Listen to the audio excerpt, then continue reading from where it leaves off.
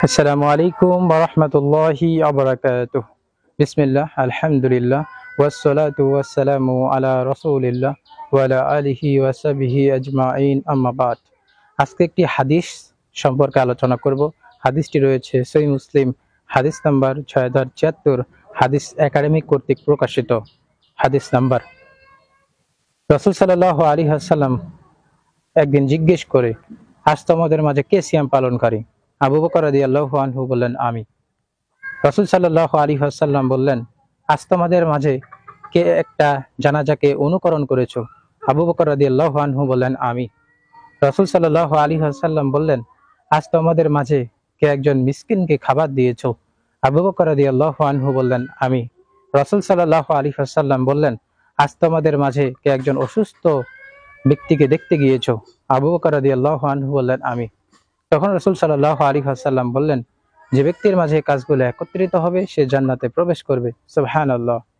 তো এই হাদিসে আবু বকর সিদ্দিক রাদিয়াল্লাহু আনহু এর ফজিলত বর্ণিত হয়েছে যে তিনি এমন একজন অসাধারণ ব্যক্তিত্ব যার মধ্যে এই কাজগুলো ছিল, এবং এই কাজগুলো তিনি একদিনই করেছেন। অর্থাৎ রাসূল সাল্লাল্লাহু আলাইহি ওয়াসাল্লাম জিজ্ঞেস করছেন যে আজ এই কাজটি করেছো কিনা? সে বলছে যে আমি করেছি। তার মানে তিনি একদিনের ভিতরেই এই সব কাজগুলো করেছে। যে কাজগুলো কোনো ব্যক্তির ভিতরে যদি থাকে তাহলে ওই ব্যক্তি জান্নাতি ব্যক্তি। সুবহানাল্লাহ।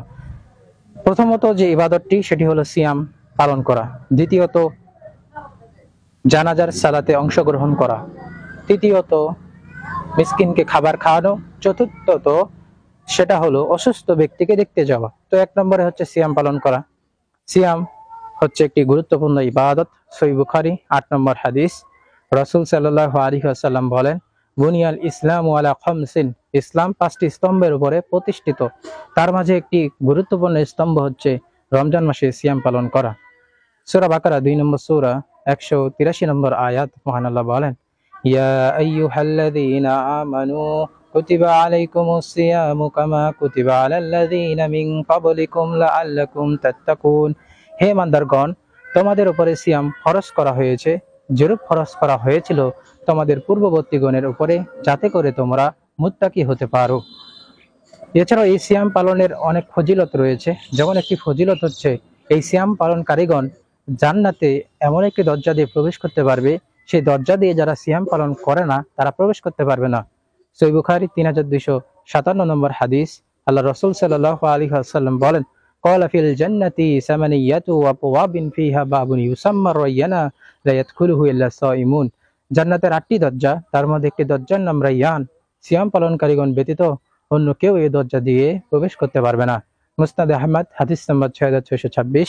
আল্লাহ রাসূল সাল্লাল্লাহু আলাইহি ওয়াসাল্লাম বলেন, সিয়াম ও কোরআন বান্দার জন্য সুপারিশ করবে। সিয়াম বলবে, হে আল্লাহ, আমি তাকে পানাহার ও যৌনাচর হতে বিরত রেখেছি, সুতরাং তার ব্যাপারে আমার সুপারিশ গ্রহণ করুন। তাহলে এই সিয়াম আমাদের জন্য কিয়ামতের দিন সুপারিশ করবে। তাহলে এক নম্বর যে ইবাদত সেটা হচ্ছে সিয়াম পালন করা। ২ নম্বর হচ্ছে জানাজায় অংশগ্রহণ করা। সহিহ বুখারী ১১৬৮ নম্বর হাদিস। রাসূল সাল্লাল্লাহু আলাইহি ওয়াসাল্লাম বলেন, এক মুসলিমের প্রতি অপর মুসলিমের হক হলো ৫টি, তার মাঝে একটি হলো জানাজায় অংশগ্রহণ করা। সহিহ বুখারী হাদিস নম্বর ৪৭। আল্লাহ রাসূল সাল্লাল্লাহু আলাইহি ওয়াসাল্লাম বলেন, যে ব্যক্তি কোনো মুসলিমের জানাজায় ঈমানের সাথে এবং সওয়াবের আশায় অংশগ্রহণ করে, এমনকি তার জানাজার সালাত আদায় করে কবরে দাফন করা পর্যন্ত থাকে, এরূপ ব্যক্তি ২ কিরাত সওয়াব নিয়ে ঘুরে ফিরবে।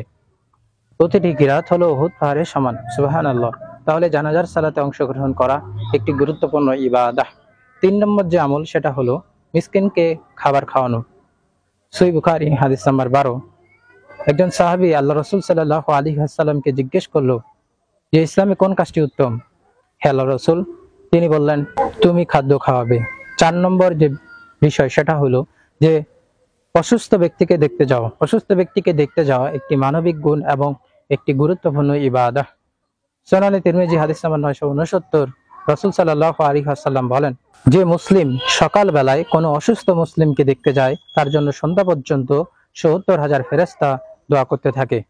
আর যদি সে সন্ধ্যায় দেখতে যায় তাহলে তার জন্য সকাল পর্যন্ত ৭০,০০০ ফেরেশতা দোয়া করতে থাকে এবং তার জন্য জান্নাতে একটি বাগান তৈরি হয়। সুবহানাল্লাহ। তাহলে আমরা যে আমলগুলো সম্পর্কে জানলাম, সিয়াম পালন করা, মিসকিনকে খাবার খাওয়ানো, অসুস্থ ব্যক্তিকে দেখতে যাওয়া, জানাজা অংশগ্রহণ করা, এই আমলগুলো যদি আমাদের ভিতরে থাকে তাহলে রাসূলুল্লাহ সাল্লাল্লাহু আলাইহি ওয়াসাল্লাম বলেছেন, যার মধ্যে এই কাজগুলো একত্রিত হবে সে জান্নাতে প্রবেশ করবে। সুবহানাল্লাহ। আল্লাহ রাব্বুল আলামিন আমাদের ইবাদতগুলোকে কবুল করুক এবং এই হাদিসটির প্রতি আমল করার তৌফিক দান করুক। আমিন। সুবহানাকাল্লাহুম্মা ওয়া বিহামদিকা আশহাদু আল্লা ইলাহা ইল্লা আনতা আস্তাগফিরুকা ওয়া আতুবু ইলাইক। আসসালামু আলাইকুম ওয়া রাহমাতুল্লাহি ওয়া বারাকাতুহু।